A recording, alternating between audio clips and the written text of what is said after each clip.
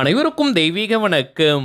நான் உங்கள் Karthik. Welcome to divine road YouTube channel. இன்னைக்கு நம்ம பார்க்க போறது இன்றைய தினம் அக்டோபர் 4ஆம் தேதி வெள்ளிக்கிழமை சுக்கிரவார நவராத்திரியில் வரக்கூடிய அற்புதமான 3ஆம் பிறை. வேறு எந்த விதமான தாந்திரிகங்கள் மந்திர ஜபங்கள் செய்ய முடியாதவங்க கூட வெறும் இந்த வீடியோவை 5 நிமிடங்கள் பாருங்கள். நீங்கள் நினைத்தது மேஜிக் போல நடைபெறும். நம்ம யூடியூப் சேனல்ல ஒவ்வொரு மாதமும் வரக்கூடிய 3ஆம் பிறையை முன்னிட்டு அன்றைய தினம் சந்திர பகவானை நினைத்து நாம் செய்ய வேண்டிய மந்திர ஜபங்கள், நாம ஜபங்கள், ரகசிய வழிபாட்டு முறைகள், தாந்திரிக முறைகள் மற்றும் லா ஆஃப் அட்ராக்ஷன் மெத்தட்ஸ்னு பல பதிவுகளை பார்த்துக்கிட்டு இருக்கோம். அந்த வரிசையில இப்ப நம்ம பார்க்க போறது மிக மிக எளிமையான ஒரு சைக்கோ சிம்பாலஜி போன்ற மெத்தட். இன்றைய சுக்கிரவார 3ஆம் பிறையை முன்னிட்டு ஆல்ரெடி நம்ம சேனல்ல 2 சிறப்பு பதிவுகளை நம்ம அப்லோட் பண்ணியிருக்கோம். அந்த தாந்திரிகங்களை ஃபாலோ பண்றவங்களும் இப்ப நம்ம பார்க்க போகும் இந்த மெத்தடையும் நீங்க சேர்க்கலாம். நம்ம சேனலை ரெகுலரா பார்க்கறவங்களுக்கு தெரியும், நம்ம அப்லோட் பண்ணக்கூடிய அனைத்து வழிமுறைகளும் மிகவும் எளிமையானதாக இருக்கும். அதே நேரத்தில் உடனடியாக பலனை கொடுக்கக்கூடியது.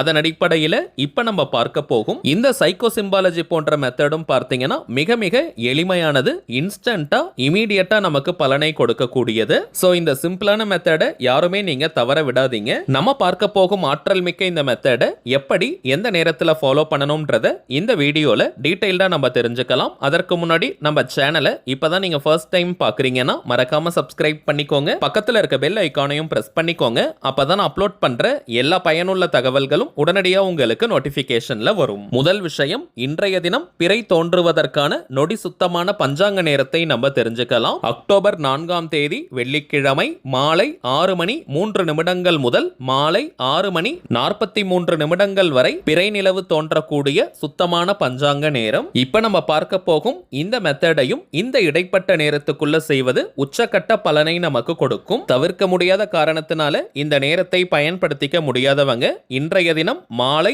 6 மணி முதல் நள்ளிரவு 12 மணி வரை இருக்கும் இந்த இடைப்பட்ட நேரத்துக்குள்ள எப்ப வேணாலும் இந்த மெத்தடை நீங்க ஃபாலோ பண்ணலாம். ஏதாவது ஒரே ஒரு முக்கியமான கோரிக்கை அல்லது தேவை நிறைவேறணும்ன்றதுக்காக இந்த மெத்தடை நீங்க பயன்படுத்துங்க. ஒரே நேரத்தில் நிறைய கோரிக்கைகளை வைக்க கூடாதுங்க. அதே போல தவிர்க்க முடியாத காரணத்தினால இன்றைய 3ஆம் பிறை அன்னைக்கு இந்த மெத்தடை ஃபாலோ பண்ண முடியாதவங்க எந்த மாதத்தில் வரக்கூடிய 3ஆம் பிறை அல்லது பௌர்ணமி அன்னைக்கும் இந்த மெத்தடை நீங்க ஃபாலோ பண்ணலாம். இந்த டெக்னிக்கை ஃபாலோ பண்றவங்களுக்கு எந்த விதமான தடைகளோ கட்டுப்பாடுகளோ கிடையாதுங்க. அதாவது நீங்க குளிச்சுட்டு தான் இந்த மெத்தடை யூஸ் பண்ணணும்னு கிடையாது.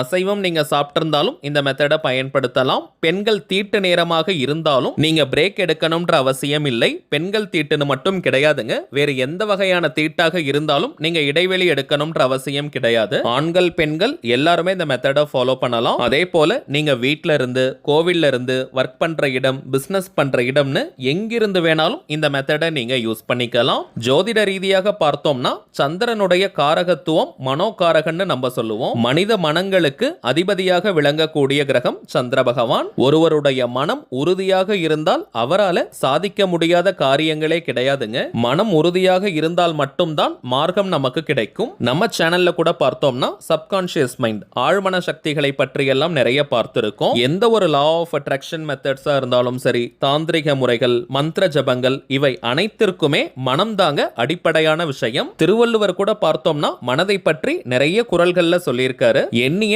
எண்ணியாங்கெய்துவர் எண்ணியர் திண்ணியராக பெறின். அதாவது உறுதியான மனமுடையவர் அவர் எண்ணியவற்றை எண்ணியவாறே அடைய முடியும்னு சொல்லியிருக்காரு. எந்த ஒரு மெத்தடை நம்ம ஃபாலோ பண்றதாக இருந்தாலும் ஒரு துளி அளவு கூட சந்தேகம் இல்லாமல் முழு நம்பிக்கையுடன் உறுதியான மனதுடன் அதை நம்ம ஃபாலோ பண்ணும்போது மட்டும் தாங்க உடனடியாக நமக்கு பலன்கள் கிடைக்கும். இவ்வளவு தூரம் நம்ம பார்ப்பதற்கான காரணம் மனதின் ஆற்றல் அபாரமானது. மனதிற்கு நாம் ஆசைப்படக்கூடிய விஷயங்களை கவர்ந்தெழுக்கக்கூடிய ஆற்றல் உண்டு. ஆனால் அந்த மனம் வலிமையானதாக இருந்தால் மட்டும்தாங்க அந்த விஷயத்தை வேகமாக கவர்ந்தெழுக்க முடியும். பலவீனமான மனதால் விரும்பியவற்றை அடைவது கொஞ்சம் சிரமமான காரியம். அதனால தாங்க அந்த மனதை வலிமைப்படுத்த நம்ம சேனல்ல கூட நிறைய மந்திர ஜபங்கள், நாம ஜபங்களை கொடுத்துக்கிட்டு இருக்கோம். ஏன்னா ரிப்பீட்டடா மந்திரங்கள், நாம ஜபங்களை நாம் செய்யும் போது நம்முடைய மனம் வலிமை வலிமை பெறும். மனம் பூரண வலிமையுடையதாக இருந்தால் மந்திரங்கள் கூட நாம் ஜபிக்க வேண்டாம். இதை நான் சொல்லலங்க, அகத்திய மாமுனிவரே சொல்லியிருக்காரு, மனமது செம்மையானால் மந்திரம் ஜபிக்க வேண்டாமேன்னு. உங்க நிறைய பேருக்கு தெரிஞ்சிருக்கும். சோ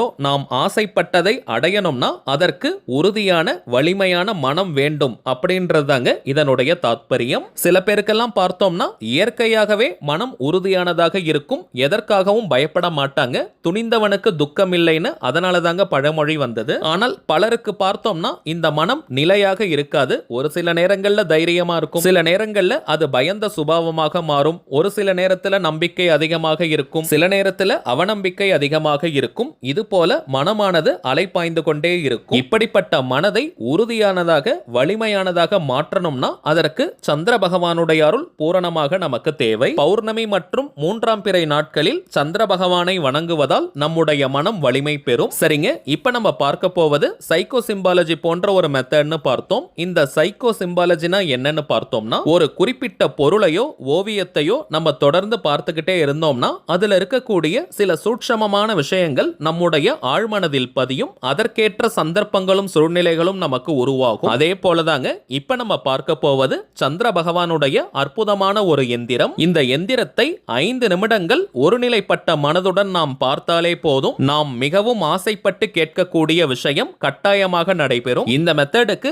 தேவையான ஒரே ஒரு முக்கியமான விஷயம் நம்முடைய கவனம் தாங்க. மனதை சிதற விடாமல் ஒருநிலைப்பட்ட மனதுடன் இப்ப நம்ம பார்க்க போகும் இந்த எந்திரத்தை உன்னிப்பாக நம்ம பார்க்கணும். ஆல்ரெடி நம்ம பார்த்த டைமிங்ஸ்ல இந்த மெத்தடை இன்றைய தினம் நீங்க பயன்படுத்துங்க. முதலாவதாக அமைதியான ஒரு இடத்துல உட்கார்ந்துக்கோங்க. தரையில சேர்லன்னு எங்க வேணாலும் நீங்க உட்கார்ந்துக்கலாம். தரையில உட்கார்றவங்க விரிப்பெல்லாம் போட வேண்டிய அவசியம் இல்லை. முடிந்தவரை மேற்கு திசை வெஸ்ட் டைரக்ஷனை ஃபேஸ் பண்ண மாதிரி மேற்கு திசையை நோக்கியவாறு நீங்க உட்கார்ந்துக்கோங்க. அப்படி இல்லைன்னா கூட பரவாயில்லைங்க, எந்த டைரக்ஷனை வேணாலும் ஃபேஸ் பண்ணி நீங்க உட்கார்ந்துக்கலாம். இப்ப உங்களுடைய மூச்சு காற்றை ஒரு 2 நிமிஷம் நீங்க கவனிக்கணும். உள்மூச்சு வெளிமூச்சு இந்த ரெண்டுத்தையும் நீங்க கவனிங்க போதும். மூச்சு பயிற்சி எல்லாம் நீங்க செய்ய வேண்டாம். மூச்சு காற்றை நாம் கவனிக்கும் போது நம்முடைய மனம் அமைதி அடையும். மற்ற எண்ணங்கள் எல்லாம் அடங்கி மனதும் உடலும் லைட்டா ஃபீல் ஆகிற மாதிரி ஒரு உணர்வு வரும். சில நேரங்கள்ல தூக்கம் வருவதை போல கூட ஒரு உணர்வை கொடுக்கும். அந்த நேரம் தாங்க மிக மிக முக்கியம். ஆனால் தூங்கிடக்கூடாதுங்க. தூக்கத்திற்கும் விழிப்பிற்கும் இருக்கக்கூடிய அந்த இடைப்பட்ட நிலை தாங்க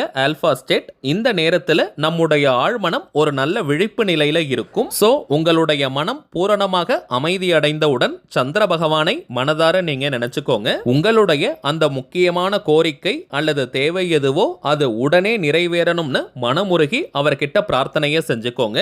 பிறகு நம்ம டிஸ்பிளேல தெரியக்கூடிய இந்த எந்திரத்தை பொறுமையா மென்மையா நீங்க பாருங்க.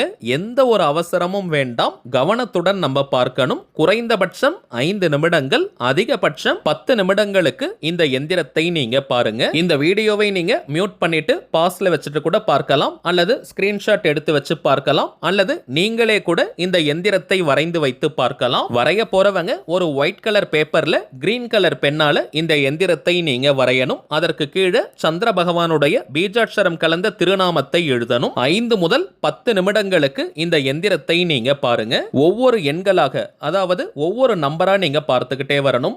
7, 2, 9, 8, 6, 4, 3, 10, 5ன்னு நீங்க முழுமையா பார்த்துட்டு கீழே இருக்கக்கூடிய மந்திரத்தை படிங்க. திரும்பவும் இதே போல அந்த நம்பர்ஸ் எல்லாம் பார்த்துட்டு கீழே இருக்கக்கூடிய அந்த திருநாமத்தை நம்ம சொல்லணும். இதே போல ரிப்பீட்டடா 5 முதல் 10 நிமிடங்களுக்கு நீங்க செய்யுங்க. கீழே இருக்கக்கூடிய அந்த திருநாமத்தை வாய்விட்டும் நீங்க சொல்லலாம், அல்லது மனதுக்குள்ளேயும் நீங்க சொல்லிக்கலாம். ஓம் ஸ்ரீம் க்ரீம் சம் வம் சந்திராய நமக.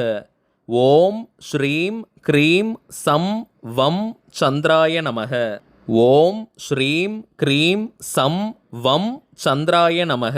அவ்வளவுதாங்க அந்த திருநாமம். இத்தனை முறை சொல்லணும்ன்ற எண்ணிக்கையெல்லாம் முக்கியம் கிடையாதுங்க. ஃபர்ஸ்ட் எந்திரத்தில் இருக்கக்கூடிய எண்களை பாருங்க, கீழே அந்த திருநாமத்தை படிங்க, திரும்பவும் அந்த எண்களை பாருங்க, திருநாமத்தை சொல்லுங்க. இது போல 5 முதல் 10 நிமிடங்களுக்கு நம்ம செய்யணும். முடிச்சிட்டு திரும்பவும் உங்களுடைய அந்த கோரிக்கை அல்லது தேவை எதுவோ அது நிறைவேறணும்னு மனமுருகி சந்திர பகவான் கிட்ட பிரார்த்தனையை செஞ்சுக்கோங்க. அவ்வளவுதாங்க இந்த மெத்தட். நீங்களாக எந்திரத்தை வரைய போறவங்க அந்த பேப்பரை பத்திரமாக நீங்க வச்சுக்கோங்க. வச்சுக்கோங்க. பௌர்ணமி மற்றும் 3ஆம் பிறை நாட்களில் இந்த எந்திரத்தை நீங்க திரும்பவும் பயன்படுத்திக்கலாம். இப்ப நம்ம பார்த்ததை போல இந்த சிம்பிளான மெத்தடை இன்றைய தினம் நீங்க செஞ்சு பாருங்க. அனுபவ ரீதியாக பலன்கள் உங்களுக்கே தெரியும். சரிங்க, அவ்வளவுதான் இந்த பதிவு. நிச்சயமா உங்களுக்கு பயனுள்ளதா இருந்திருக்கும்னு நினைக்கிறேன். மேலும் இந்த வீடியோ உங்களுக்கு பிடிச்சிருந்தா மறக்காம லைக் பண்ணுங்க. நம்ம சேனலையும் சப்ஸ்கிரைப் பண்ணிக்கோங்க. தேவைப்பட்டுச்சுன்னா உங்க ஃப்ரெண்ட்ஸ் அண்ட் ஃபேமிலிக்கு இந்த வீடியோவை ஷேர் பண்ணுங்க.